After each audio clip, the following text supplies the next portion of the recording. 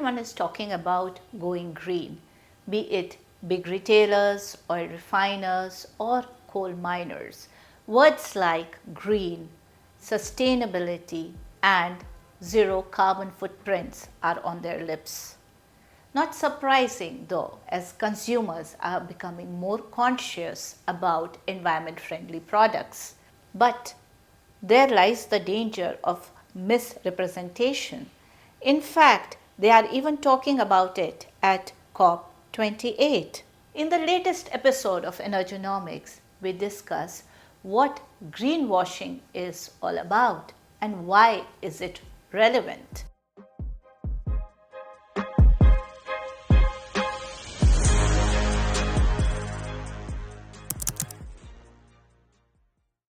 Companies have made big pledges about going green, but this is a process. It cannot happen overnight. Some companies resort to gimmicks, telling that they are greener than what they actually are, with false and inflated claims through advertisements. Recently, the Advertising Standards Council of India has come out with draft guidelines for environmental claims in advertising.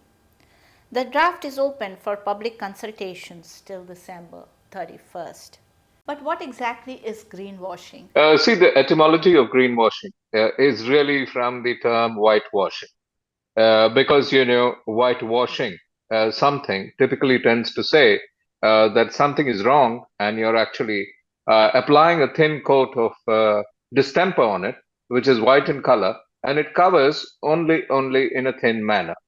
And I think, that etymology typically tends to say that greenwashing is about the effort of a corporate enterprise, which really says that, hey, listen, I picked up this one anecdotal piece of green, which I'm going to tout and which is going to attract the big numbers of consumers who will say that I'm a green company. They'll come to me with that toehold, and that toehold will enlarge my business size. If you look at it, many corporates are guilty of it. The definition of green itself becomes the reason why they could be greenwashing, right?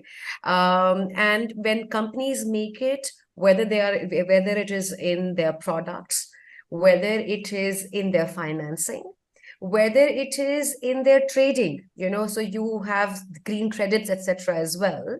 So all of that, when companies say that they make a certain green claim and they can't back it up, either with proof or with studies or with proper information, or sometimes when they're claiming that something will happen in the future, but there is no way to ascertain it. So that is mainly, in a sense, what greenwashing is. I would also include within this definition of green, unfair trade practices, unfair social aspects also, which are associated with product manufacturing or their availability.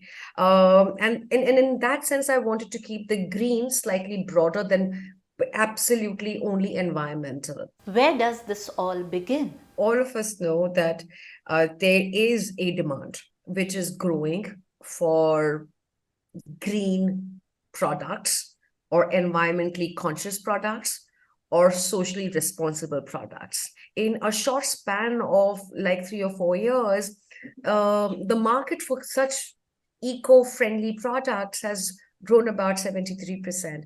But at the same time, the ASCI study itself shows that nearly 79% of green claims being put out cannot be substantiated. So what happens when you're not able to substantiate such claims? It is not only bad for environment, but it is also extremely adverse to consumer interests. So, how do we go about stopping these false claims? As many rules, that many flouts of those existing rules. Okay, that's the reality of any rule that is thrown down as a diktat to people. But the point is that when it comes to green, extremely important for people to say that hey, I am this much green. I actually think forward and say that you must have a green meter within your organization. And the green meter is a scale on a 10-point scale. It simply says that how green are you?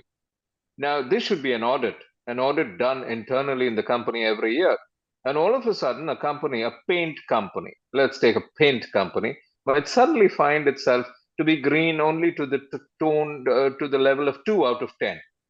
So the idea is if you're 2 out of 10, talk 2 out of 10. If you're 2 out of 10, don't talk 8 out of 10. And that is integrity. So green is an integrity statement. Green is not a part of your marketing budget, guys. That's something you need to understand. Green is a part of your business DNA. Green must do nothing with marketing. And this has become a problem because it is on the rise, and not only in India but globally. And it is a problem for regulators because they have to protect the interests of you and I and of investors, okay, which could be institutional investors, which could be retail investors. And then basically anything that you're doing in this space, then the market will not pick up, right? The sentiment will get dampened. You will never be able to ascertain what is right, what is wrong. Then why would people buy such services and such products? Would it not be better if the companies were honest enough about their claims on how environment friendly they are? Green makes mega bucks for corporations. Okay. You think of consumers who actually respect you for being green. And that green effort of yours gets in eyeballs, awareness, interest in your product, a flaming desire to own your brands, and of course, the action of sale, which comes thereafter. And humongous satisfaction for people who say that I bought a green brand. Yeah, but listen, guys, what really happens is green is used as a part of the marketing diktat, and that's when bigger money is coming. My ethos on green is very, very different. My ethos on green is to tell a corporate that green must make a loss for you. Green must never make a profit for you right now. Because if green makes a profit for you, it's something else. You're really not green. You're fooling the consumer out there and you're making big money out of that. Now, what is it going to do? It's going to set examples for n numbers of other corporates. Well, let me also do it. So the herd mentality of everybody talking green comes in. And the lack of integrity is so overt. Green must make a, a bottom line loss for you. Only then you're green. Think of it in that way. The disclosure needs to be honest. It can be that, okay, today you are only this much, and you can add that, you plan to, this is your plan to, make it more green than what it is today. The regulations need to be enforced. I think in India, always the case is that before a policy is out there, there are ways to circumvent the policy or the regulation. So there needs to be better implementation or better enforcement. The reputational cost should be made very, very high. And that reputational cost will become high if there is also more consumer awareness, and the deterrence that is imposed by, say, litigation and reputational loss, I think will work better in this kind of a scenario where people are only about learning about these things right now. How does the consumer know whether he or she is getting the right product? The consumer of today, the millennial consumer of today, is much more aware, and it is demanding greater amount of accountability and action. But that said, it does not substitute the amount of action that requires to be taken by the system itself. And when I say by the system, it is a system of laws, it is the system of just the green movement that we are putting through various policies and regulations. It is the choices that actually get given to the consumers within the system. I would say that the owners cannot be squarely on an individual consumer, even though my personal choices make a huge difference. Okay, it is very much a part of the policy apparatus to be able to transition in a manner which is where the action is visible, where ambition is visible, where accountability is visible. Without these three aspects, whether they are happening at the level of policy or at the level of big companies, we will not be able to turn things around. I spoke to Harish and Neha on a host of things concerning greenwashing. You can hear the full conversation in the links given below.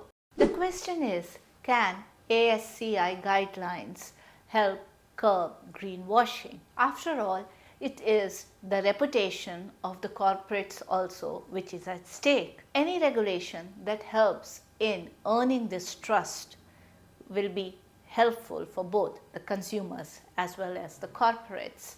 But the success will depend on implementation and interpretation. With these thoughts, I leave you till we meet in the next episode of EnergOnomics.